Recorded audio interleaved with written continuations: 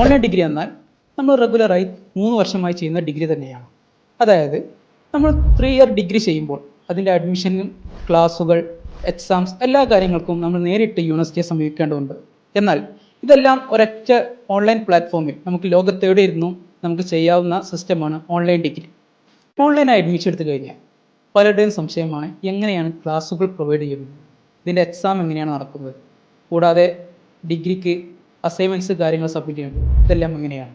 ഒറ്റ ഉത്തരമേ ഉള്ളൂ, സ്റ്റുഡൻസിന് അവരുടേതായ ഒരു LMS പോർട്ട് യൂണിവേഴ്സിറ്റി പ്രൊവൈഡ് ചെയ്യും. അതിലൂടെ ഇവർക്ക് ഇവരുടെ ക്ലാസ് സ്റ്റഡി മെറ്റീരിയൽ PDF ആയിട്ടും പിന്നീട് ക്ലാസ്സുകൾ ഓൺലൈനായിട്ടും റെക്കോർഡഡ് ക്ലാസ്സുകളായിട്ടും ഇവർക്ക് LMS പോർട്ടിലൂടെ പ്രൊവൈഡ് ചെയ്യുന്നുണ്ട്. തുടർന്ന് അതിൻ്റെ അസൈൻമെൻറ്റ്സ്, എക്സാംസ് ഈ 2 കാര്യങ്ങളിലാണ് പിന്നീട് സംശയമുള്ളത്.